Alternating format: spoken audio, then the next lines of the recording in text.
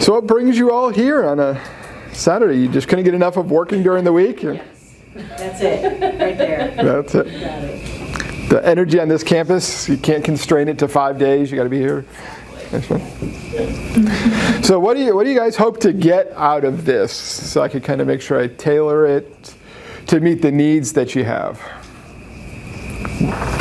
Clarification on how to see if my problem statement is too wide. Okay. And how simple I need to make it.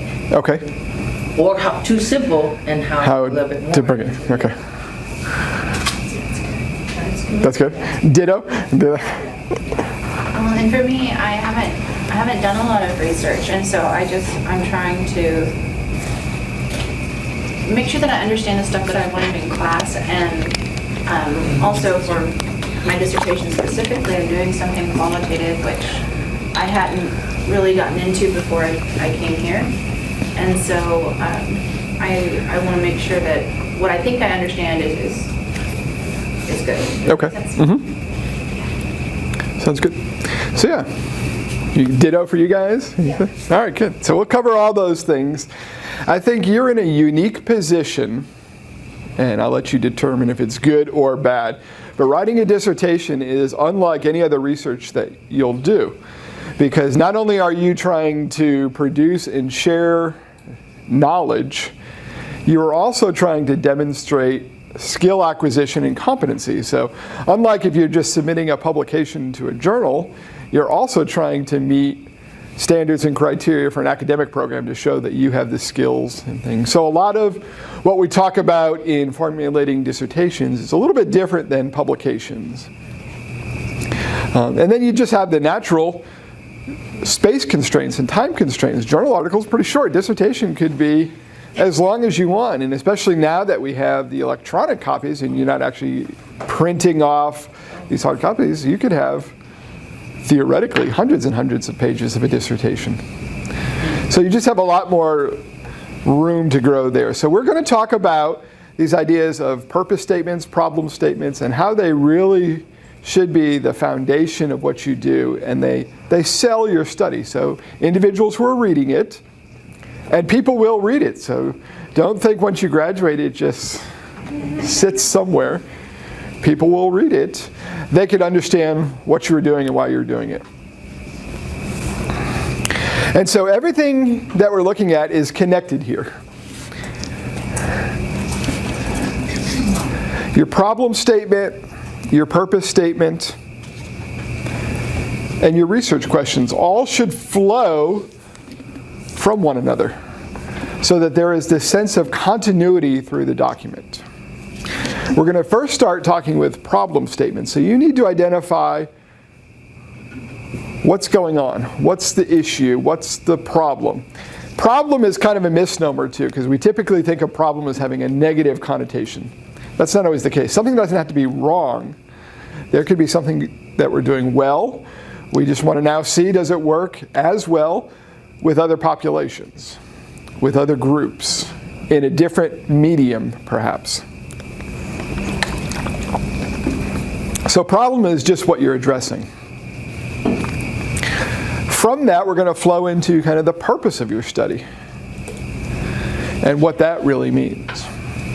And then you'll pick up there with research questions, which I think there'll be another workshop following in a couple weeks which helps you with research questions.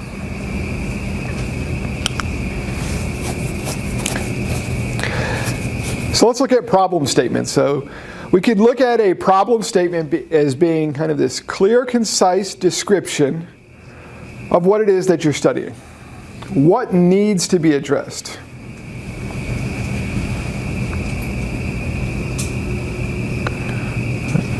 This problem statement you have is going to be the centerpiece of your study. It's going to develop from your review of the literature, what you're finding in previous research,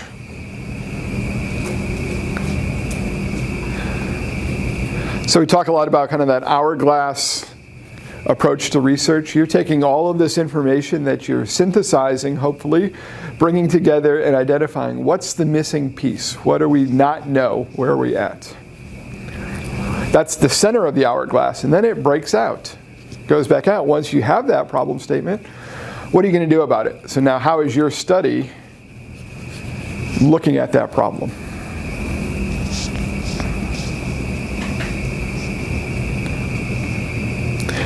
So when committee members are reviewing your work, when people read your dissertation, this is typically the first, if not the first, one of the very few first things they look at in trying to get a sense of what your study is about. What is it that you're trying to address? So we'll work backwards. So before we get into what goes into a problem statement, let's look at what a problem statement is not. So we'll cross things off the list that it's not. Problem statements are not questions to be answered. Those are your research questions. You'll develop questions. Problem statement is a little bit more global. It's what's the area that we don't know about? What's the vacuum in the literature? Where's the gap that we have?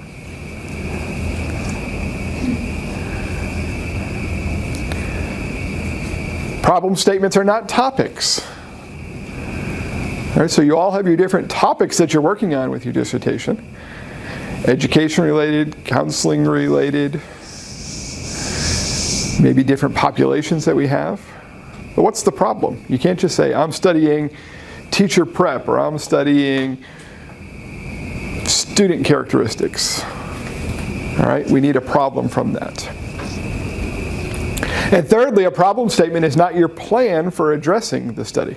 We'll get into that when we talk about your purpose statement. All right.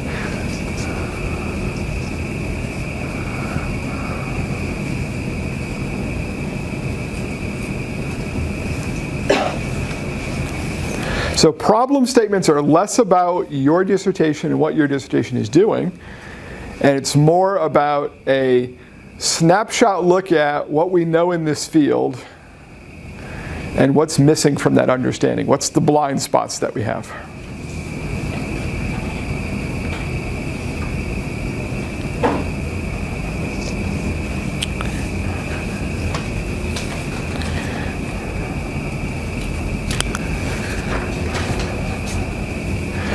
And so I like this visual here. We have this kind of old philosophical question.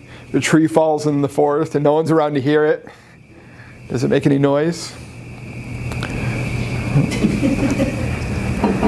I think that's similar to this idea of a problem statement. A lot of times what I see people do in problem statements, which is somewhat of an error, or at least a simplistic look at it, is that they talk about the lack of something being a problem. And so a lot of times I'll say the problem is nobody has studied this. There's no research on this area.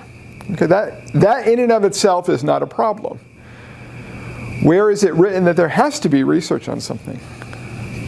Right. I doubt Agnes has done any research on why we have purple chairs in here. Would that make for a dissertation? My problem is there's no research on what's the best colored chair to put in a graduate student workroom. Okay. That's not a problem. The problem comes from that. What's wrong or what's the issue because there's not that literature? Students are not coming to this workroom. Students who come to this workroom complain. They don't like the furniture. They don't like the seating here. Those are problems that we're addressing. So try to move beyond just there is a lack of literature on this topic.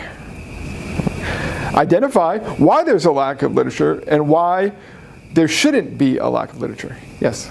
So if we're doing a dissertation on treatments for a particular population and there's not a lot of research on that, the problem statement wouldn't be there's no research here. It would be things like we can't assess the effectiveness of this treatment, or we don't know that we're providing quality treatment, which is part of the ethics type thing. That would be more the problem. Yes. Correct? Okay. So getting into the application, because there's no literature, we don't know best practices, we don't know how to evaluate this program, we don't know which populations to use it with.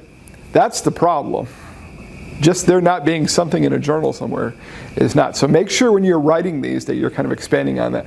There's a lack of literature in this area which causes this, prevents us from doing this, doesn't allow, fill in the blank, whatever fits for your area, your study.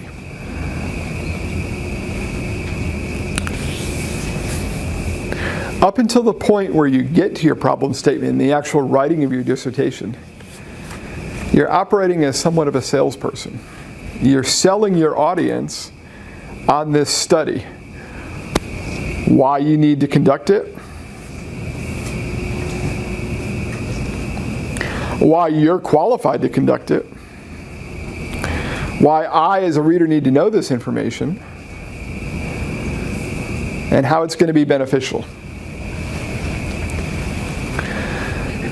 So I like to think of this process you go through of kind of having a hook, an anchor, start out general, give an overview of the whole field, and then get specific to your small little piece of the pie that you're addressing.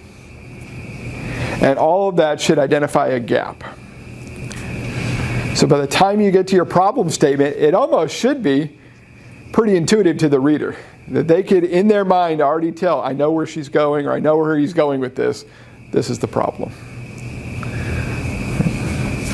So set your writing up so that it allows people to see kind of this linear flow as you're going through. Oh, okay, that makes sense. That makes sense. Oh, I didn't think about that, but yeah, that does seem to be somewhat problematic that we don't have this information.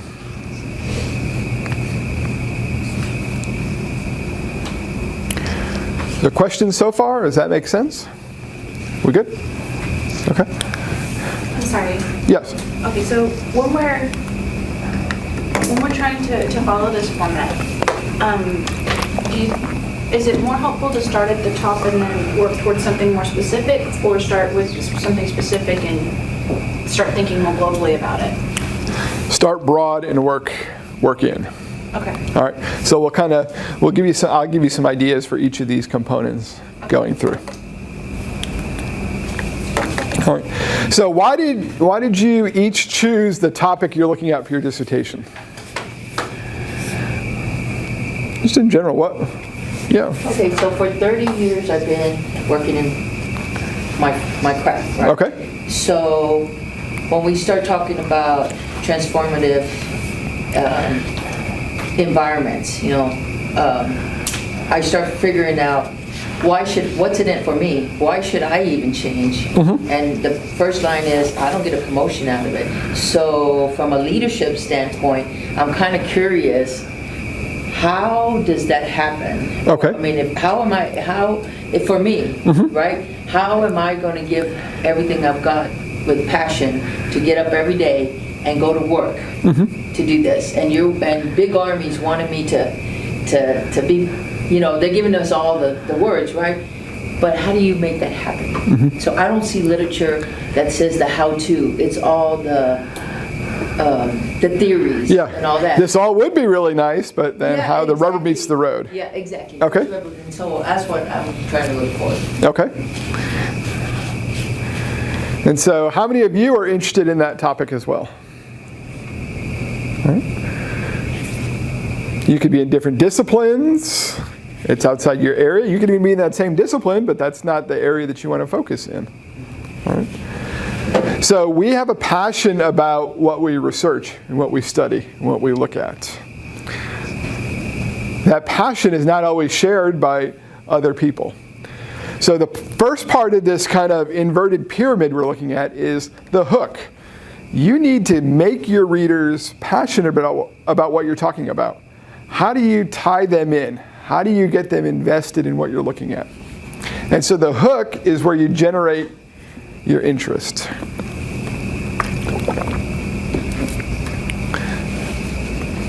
And so I like to think of, it's the same kind of format or flow that they have in commercials. particularly if you look at infomercials.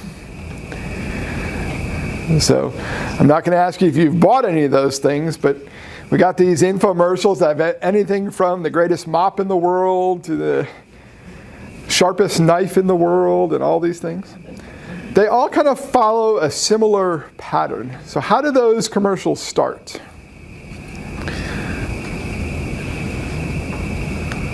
What's a typical infomercial? How does it start? It's kind of like they do this like terrific demonstration of like how you can make your life so much easier now that you have this wonderful Ginsu knife that cuts through everything, and it makes and so they start like demonstrating and showing all these examples of how your life can be made easier and how wonderful and great this knife is. I guess. I mean, I haven't seen one for a while. Yeah, well, so even a little before that, so they start out, they get you to identify with common stressors or issues you have. So you're running late and you got to make dinner. You're tired of doing this. Look how stressed. I forgot about that. They have the knives that like cannot cut butter, and they're just sitting there, and there's somebody just struggling.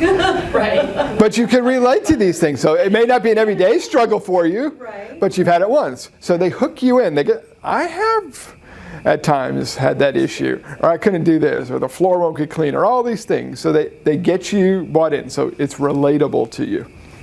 So one thing when you're making a hook is how can you make your research relatable to people who, for lack of a better word, don't care about your topic or don't have an interest in it or no background in it.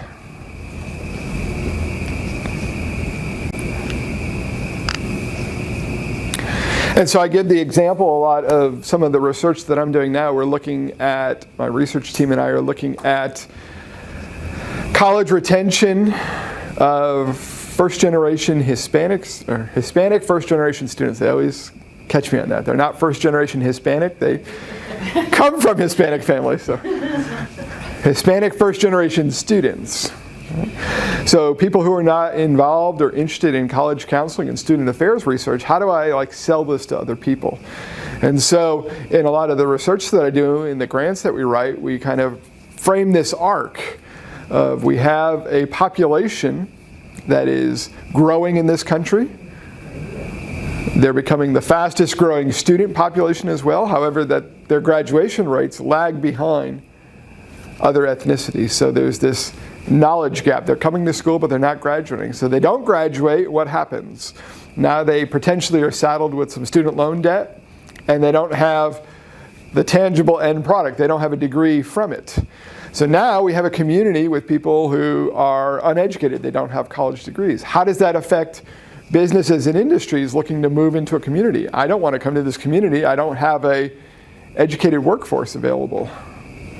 That doesn't happen. There's no jobs, there's no growth in the community. So now, I've kind of touched on a lot of different people.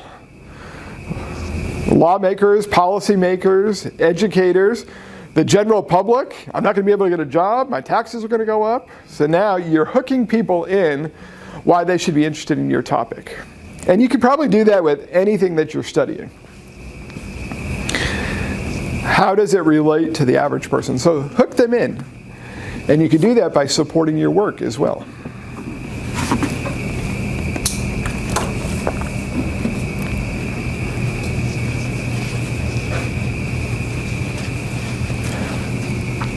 Now, when you support your work, you're going to be citing literature that you find out there. For the average person, what do you think really hooks them in? Are they going to understand the statistical terminology or methodology that you might discuss? No, statistics and numbers. That's what stands out for people. So when you can share those things, 40% of people don't graduate, or the indirect costs on healthcare of smoking behaviors, $100 billion. So things that you could hook people in, those are the things that you want to have initially in your writing. Okay, so this is all kind of leading up to your problem statement, but you're kind of laying the landscape for people. From that hook, you now have the anchor. All right, so now you want to ground your reader in the need for this study.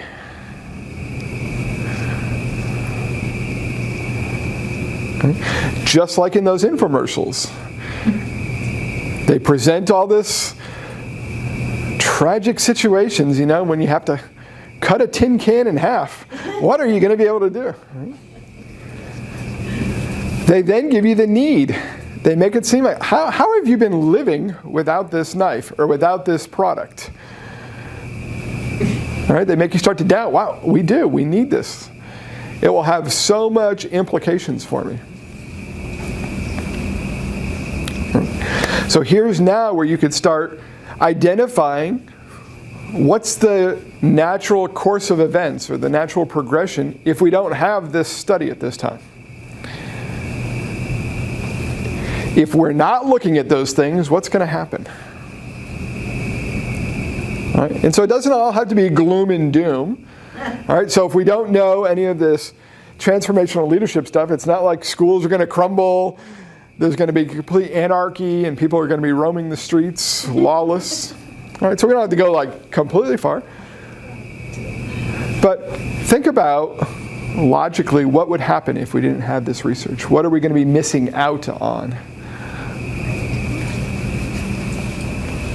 And here's where you can start kind of bringing in, again, some statistics or definitions, quotes, things like that is going to ground the reader to be able to now speak that language that you're going to be discussing in your study, particularly constructs or variables you're going to be looking at.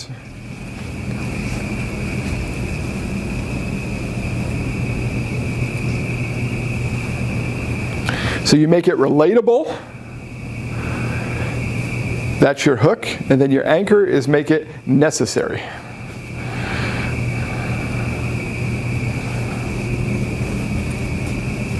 And I know you've all seen those infomercials, and even if just for a second you thought, I really could use that. That would be a lot helpful to have. All right? They're really good at what they do. They sell you on those things.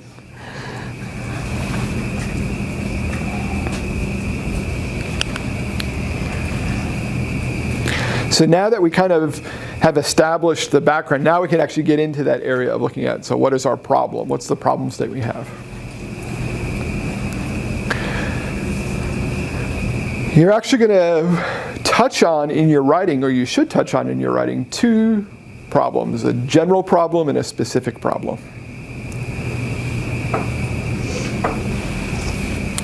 The general problem is what's going to emerge from those hooks and anchors you have, and is talking about kind of globally what's the issue.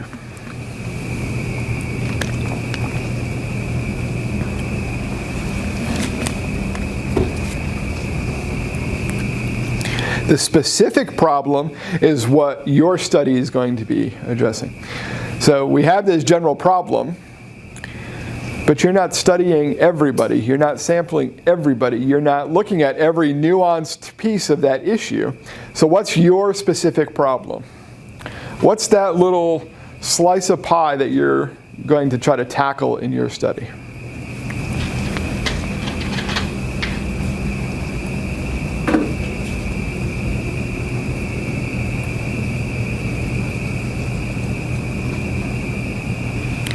All right.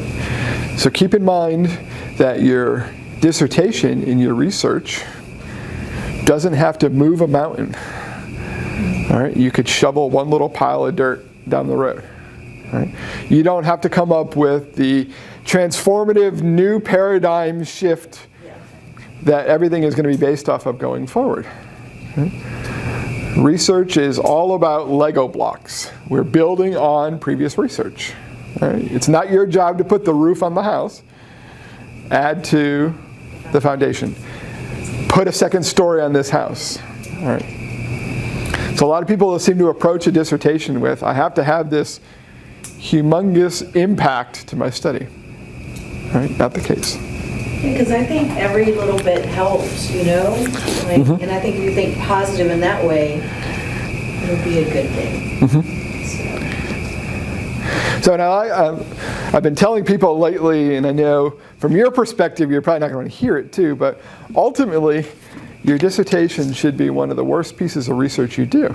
Right. Just natural human, as you go through your academic career, you will grow and develop, your skills will get refined.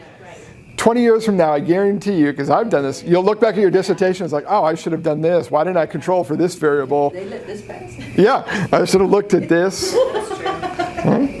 So I tell you that to keep it in context too, that there are going to be things that you're going to overlook. You're not going to completely identify the full intent of the problem. And that's okay. You're just getting a piece of it. And as I started out talking about, what is your dissertation for? To contribute knowledge, but also for faculty to see what kind of skill do you have, the credentials and skill to enter the academy. All right, so hopefully it alleviates some of the stress that you have, that I have to have this study that's going to be all intensive. Yeah. So good, that's the takeaway I want. I don't want people to walk away and say, he said my research is going to be horrible. No, it's developmentally, it's going to be the first one.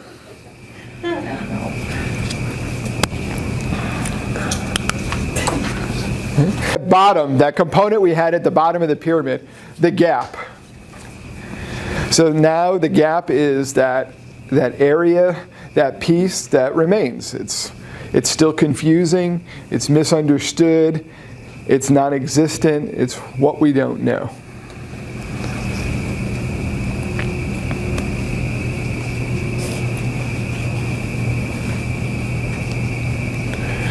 So I shared with you in my research, so I built kind of the arc, why we need to study first generation students coming to school, why we need to find out why they're dropping out, what's accounting for a lot of this attrition that they have. So it kind of hooks you in. You can see how many different individuals, not even in academia, would be interested in such a study. So now we try to find a gap. Well, why do people drop out? There could be millions of reasons. It could be that they are not academically prepared. It could be that a tragedy happens in their family and they need to now stop out and go take care of family. It could be that, I don't know, any number of things come up. Financial reasons, yeah, hurricane, anything that can come up. So I'm not going to be able to solve everything, but I'm finding gaps. Well, maybe we don't know about social and emotional learning and how that, or lack thereof that, prepares students for coming. Right? How do we maybe not know about social support and what role that plays in student success? So take a piece of it, identify a gap that you could fill it. So that's kind of if we look at this inverted pyramid, that's what you should be doing in your introductory pages in writing of a dissertation, which is going to lead you to the problem statement. And the problem statement is the gap. So it shouldn't just come out of the blue that all of a sudden, hey, here's a problem we have. By this point, your readers should be able to follow through. Much like with the infomercial, by the end, you're like, how can I order now? Give me the number. Just give me the number. I need to order it.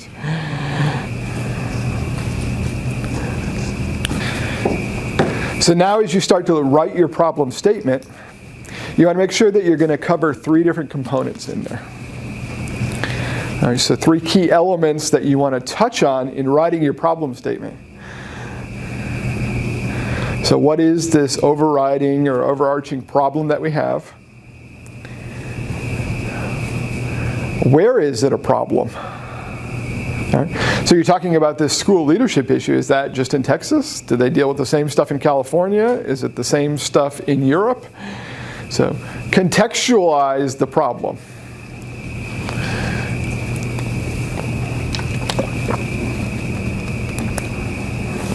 Can that area be based on your view and your opinion, or does it have to be backed by statistics? And, Right. That's what I was. like part of what I'm working on is the Texas model for school counseling, and so there's like recognition from the state on schools that use this model, and it's only a handful of schools out of Texas, which to me as a school counselor kind of means that either schools are not following the model or they're not submitting for recognition, which is kind of a way to keep schools accountable. So Is that something that I can state in there, or? Yeah, so like what schools do they use? So maybe it's a bias in schools that they used affluent neighborhoods or large city school districts. Maybe they're, something in Dallas looks a lot different than something down in the valley. Something in San Antonio looks a lot different than something out in the Panhandle and things like that. So, yeah. And then what needs to be done to solve the problem?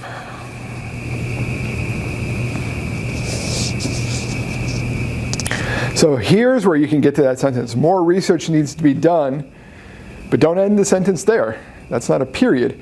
More research needs to be done to inform practice, to educate policymakers, legislators, to guide best practices, to develop a more sound assessment or evaluative component.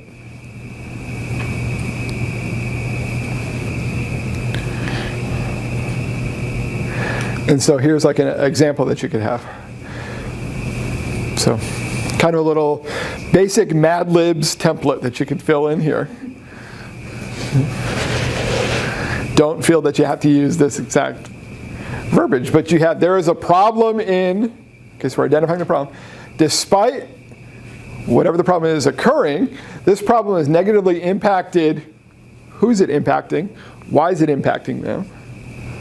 A possible cause of the problem is perhaps a study which investigates blank, blank could remedy the situation.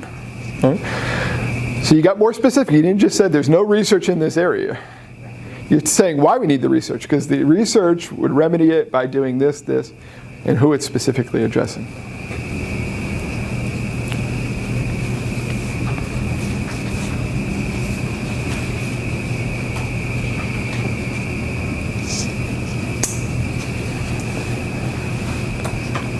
So the part that says despite, is that like, and despite the good things or despite the negative impact that this thing is having? Like, despite what? Can you give me an example?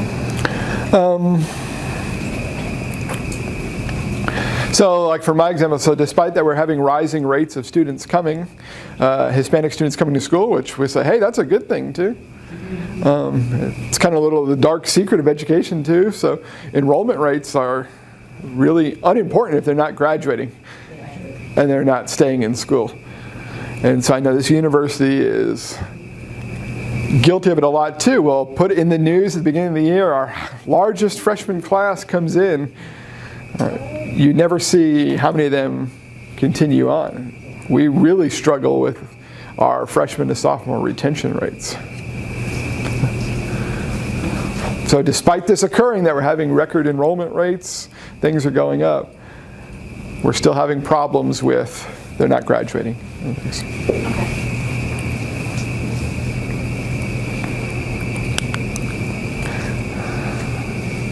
So another problem statement that you could look at, and this one's kind of small, but I think you have the handouts on there too. But so according to Big State University mission statement, the university seeks to provide students with safe, healthy learning environments. All right, you can get involved. Yeah, I'd do that. I'm sending my kids to school. I want them to have a safe environment. Dormitories are an important aspect of the learning environment, since 55% of Big State University students live in campus dorms, and most students spend a significant amount of time working in their dorm rooms. All right, so again, you're selling people, that makes sense, they're there. However, students living in these dorms currently do not have air conditioning units, and during the hot season, it's common for room temperatures to exceed 80 degrees. You can relate to that. Now, that would suck, huh? Having to be in a hot room. Students report they're unable to do their homework in their dorm rooms. Others report problems sleeping because of the humidity and temperature. The rooms are not only unhealthy, but they inhibit student productivity and academic achievement. All right, people can get on board with that. And so that's kind of our problem, that it's not just we got hot dorm rooms. All right, so why is that a problem? It's a problem because it causes students can't perform academically, there's health problems, sleeping risks, all these kind of things. So we've identified a problem that we have to do, and then we can work from there what we're going to do.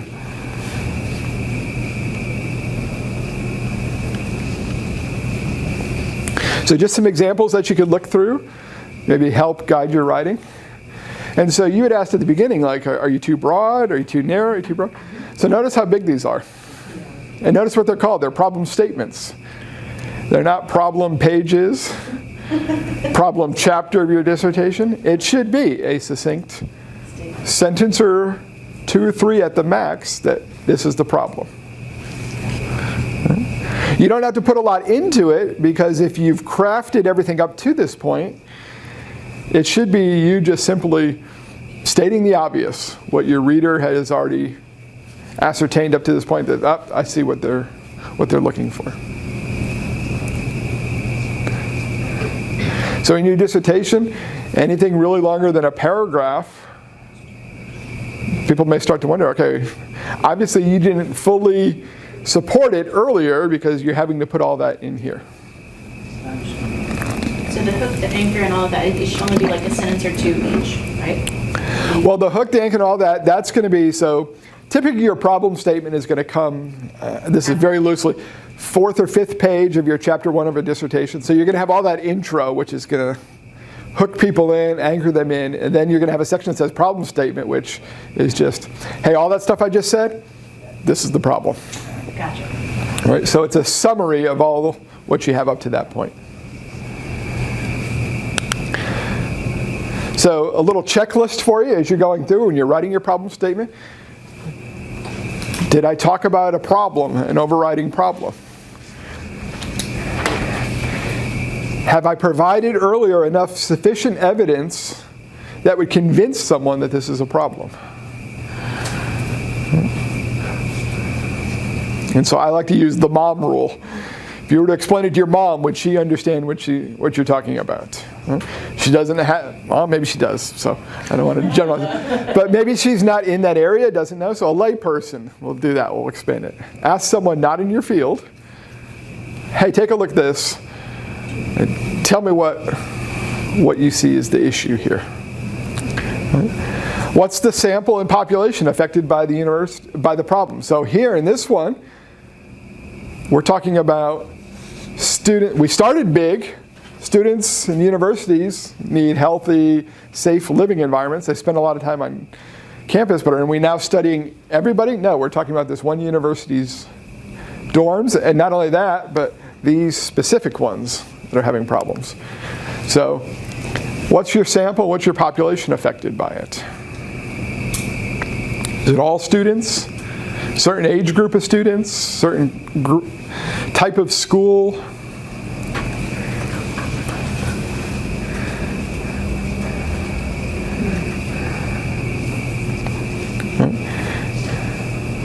Maybe you want to mention if you're having a qualitative or quantitative study that you're going to do. So as we get down to like the bottom, perhaps a study which investigates, maybe in here you want to talk about perhaps a qualitative study which investigates teachers' perceptions, students' perceptions, counselors' perceptions, perhaps a quantitative study which investigates your variables that you have.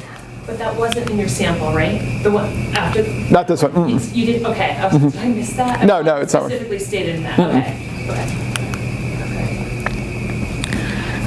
And so these are just, Okay. work with your chairs too. Everyone has different ideas, different fields have a little bit more nuanced things, but these are things that you want to kind of think about and go. Very concrete sequential. All right. Types of methodology, types of data that you're going to collect, and then possible outcomes. So that gets kind of back to the first one too. So what will these outcomes, hopefully, what are we hoping they do? So that's your problem statement. Now at the beginning I said these things were all kind of related. So from a problem statement comes your purpose statement. Right? Now you're probably thinking, well, can't I just write a statement that my study is going to do all that stuff I just said? Kind of that's what you're going to do, but you want to be a little bit more descriptive. All right. Oh, one last one. So evaluating your problem statement, is it researchable, original, and does it contribute to the literature? So your purpose statement. Purpose statement explains why you, the researcher, are conducting this study and what you hope to accomplish. So Dr. Watson, this is actually after my book and all that, now I'm going to start going. Yeah, so you'll have a subheading, you'll have a little heading that says problem statement, and you'll write that paragraph. Then you'll have another heading, purpose statement, and you'll have this section.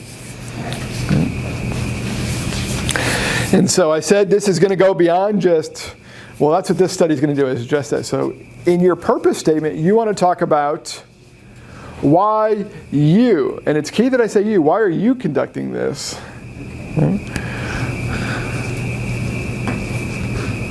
And what do you hope to accomplish?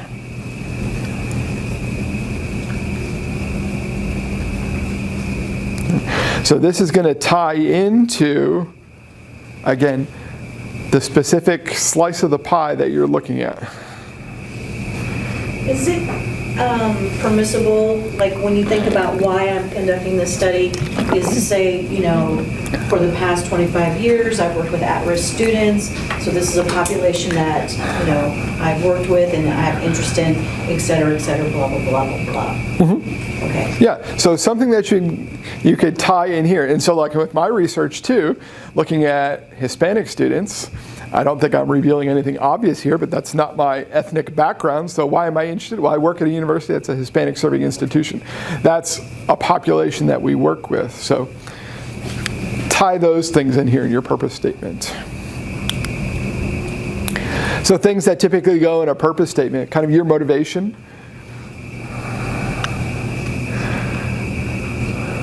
Right? Is it individual in nature? All right, so maybe you are an administrator at a school, or Abram, you're a school counselor, and so you have an individual vested interest in the topic you're doing. It could help your job too. How does it help an organization? So are you doing a dissertation that's just going to help your school, your district, your company, your organization? Or is it society as a whole? Yes, I'm doing an education-related dissertation, but it's going to help society.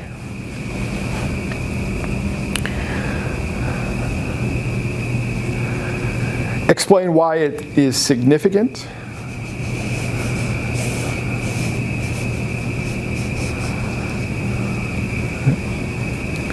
So, why this is needed and why you hope your study will be significant. Either it's going to be a launching pad for further studies, it's going to close the gap between what we already know, it's going to build on previous studies that looked at this issue in other populations, but not our population. Is it going to allow more dollars to come into the school? Is it going to allow for more staff to be hired? Is it going to change the way we evaluate student learning? And then your research questions to be addressed. All right. Now, a lot of times you'll see purpose statements, the questions, it's not going to be the specific research question, because you'll have a section where it's like, all right, research question 1, the actual one. So just generally, globally, what is your kind of overall research question? So this study will help to address what are the factors related to student success, something like that.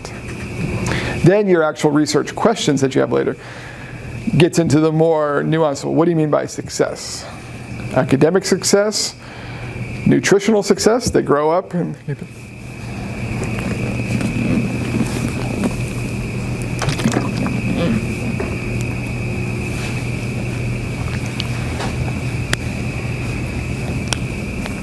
an effective purpose statement should have direction, scope, and means.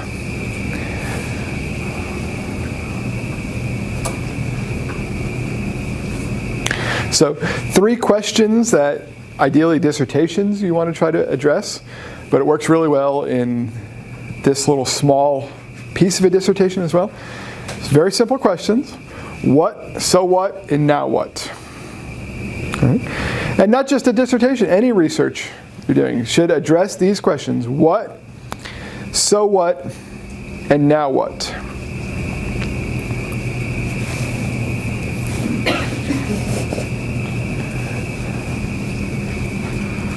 And so we'll kind of start here at the bottom. So your means, which talks about how you're going to do this study. Again, is it a qualitative study, quantitative study? How you're sampling.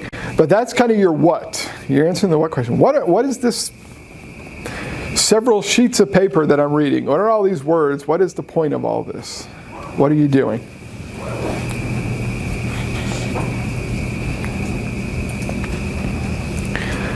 Which leads into your scope, the so what.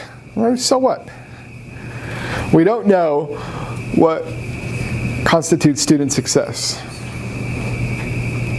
I'm not Hispanic, I'm not an undergraduate student right now, so what? Why do I care? Why is that important to me?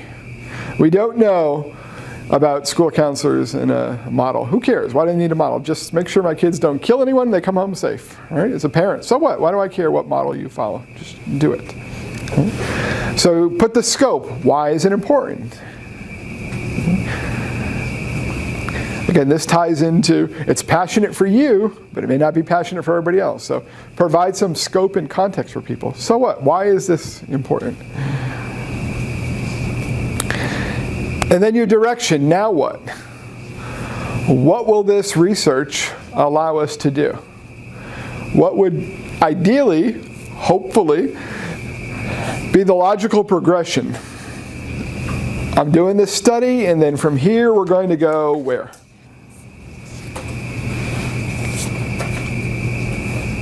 Yes? When you're actually writing this down, does it need to go, do we need to write things in a particular order?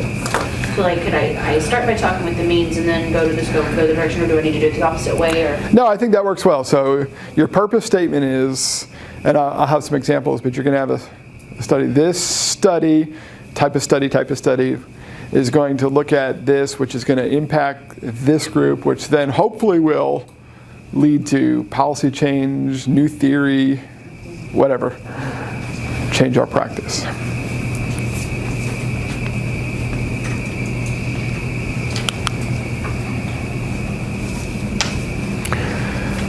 So another checklist for you, some things that you want to try to include in your purpose statement.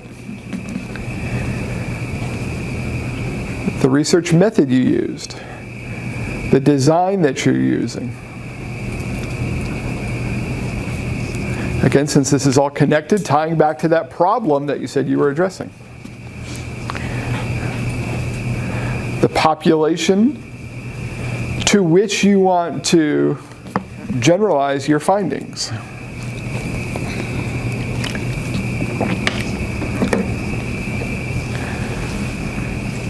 And then the setting. So what do you mean by students? Third grade students, fifth grade students, private school students, public school students?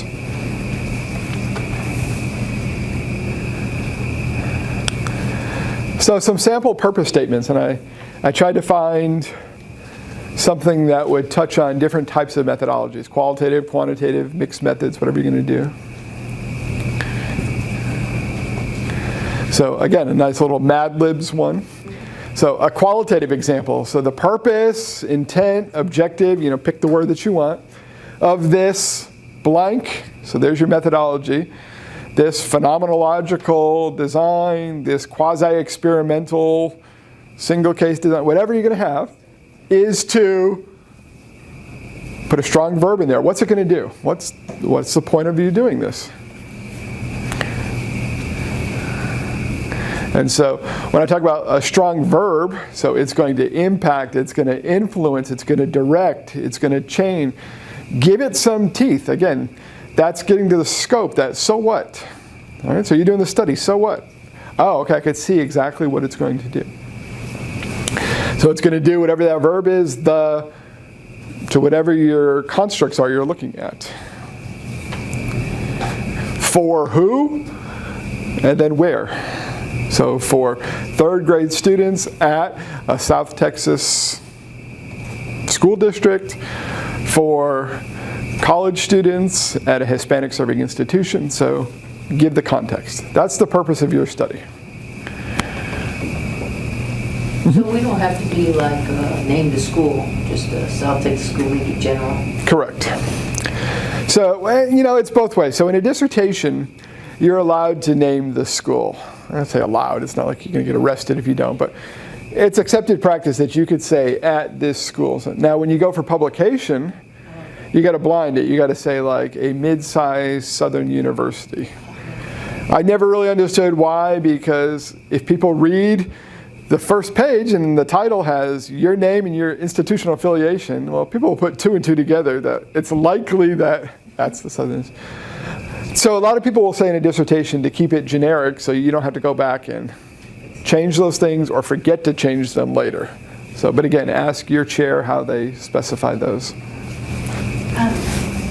So like the qualitative example, if you were to say something like to explore those perspectives or the lived experiences of somebody, is that a strong verb? Like I'm trying to get an idea of what a strong verb would be for mine, but I don't know what.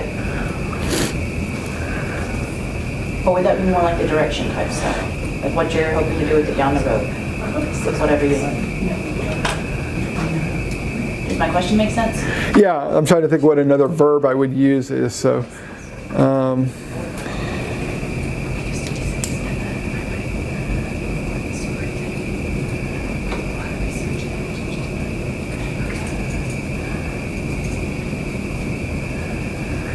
maybe understand, maybe synthesize, or uncover, something like that, the lived experiences, so that it's leading to that you're going to take all those kind of perspectives and come up with some shared collective. That's something you're going to do.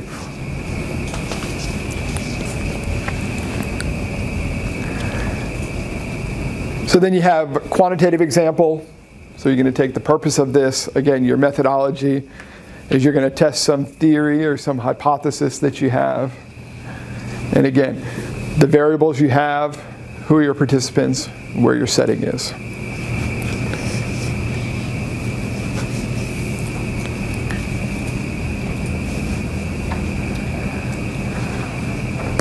And then mixed methods, put it together. And not just put it together, so mixed methodology has some intentionality and some purpose to it. It's not just I'm asking some qualitative questions, I'm asking some quantitative questions, I'm going to throw it all in the same study. I have a mixed design study. There needs to be an informative component. Either your qualitative questions guide your quantitative inquiry, or your quantitative guides your qualitative. Or a third option, you do them simultaneously to get a more well-rounded picture of someone. But you go into it with intentionality. You don't just, I ask some of this, I ask some of this, and I'll figure it out later what I'm doing. There's a rhyme and a reason. There's a purpose going into it. And so maybe you're exploring new ground and there's not a lot of literature in your area. So you start with some qualitative questions to kind of find out what's going on. What are people experiencing? And from that, I identify some themes. Oh, maybe it's stress. Maybe it's relationship issues. Maybe it is poor parenting. I don't know, whatever constructs you have. From there, I could then go and identify instruments, measures that assess that construct. Now I can go back and I could sample quantitatively. Well, let me give a parenting questionnaire to a bunch of people. Or it's the other way around. I give some questionnaires and, this is odd. Everyone at this setting seems to respond in a pattern that's a lot different than what the norm group of this instrument is. So let me talk to a bunch of these participants. So what's going on? What were you thinking about when you did this one?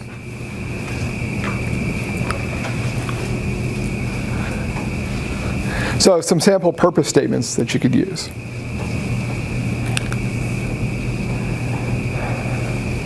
So kind of if you put it all together, you have your problem statement, your purpose statement. They should all coalesce together to have kind of the goal of your study. What you're ultimately trying to do. And so some examples of putting it together. So a problem statement. A lack of motivation among medical personnel contributes to negative productivity and lack of efficiency. Can we relate to that? Who likes to go to the doctor and you got to wait forever? What's the point of making appointments if the appointment is just the time you start waiting there? Poor or inappropriate leadership may result in an inferior quality of patient care, a decrease in employee motivation, decrease in collaboration between managers and employees, and an increase in employer turnover rates. So we kind of identify all this stuff. It's not just that it's going to make you upset because you have to wait. Look at all these different parts of the pieces.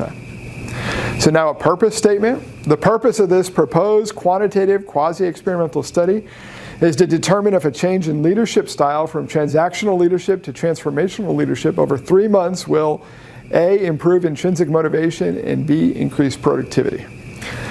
Those then would become your research questions that you would kind of flesh out a little bit more in the next section of your dissertation. All right. So the problem is contextualized. It's not just that the medical system sucks. It's very inefficient. We talk about what that inefficiency relates to. That's the problem, right? The other one is just a complaint. And then your purpose. Your purpose is not to address that problem. It is, but you're expanding on how you're going to do that. Because there are many ways that we could do that. There are probably 5, 6, 7, 8, 9, 10, infinite number of studies we could do to address that problem. So your purpose is not to solve that problem. Your purpose is to look at it from this lens, this perspective. That's why in your purpose statement you talk about the design and the approach that you're using. And I think, I got another example here.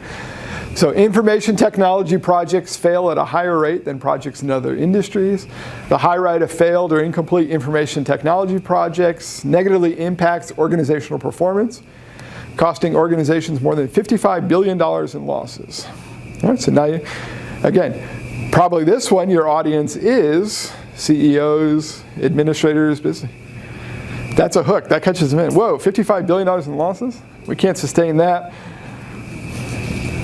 I'm losing profit. My shareholders are going to get upset. So we need to look at this.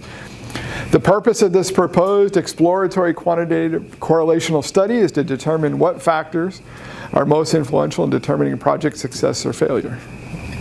So again, you're kind of talking about the design you're going to do and how you are biting off a small piece of this problem that we have.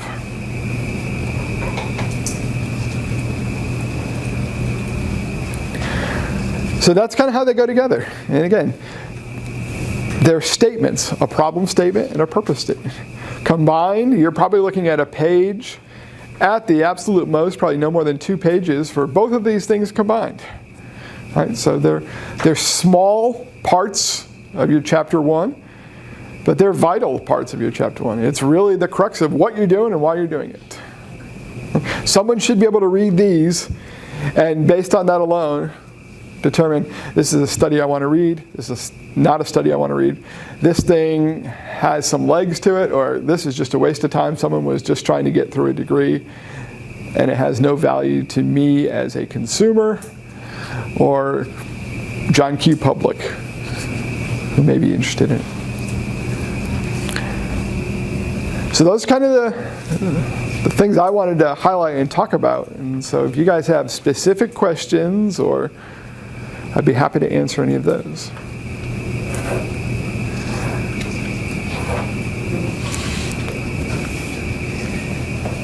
Okay. So I put my contact information there as well. If you have any questions, you could always email me, call me, stop by. I'd be glad to chat with you about these things.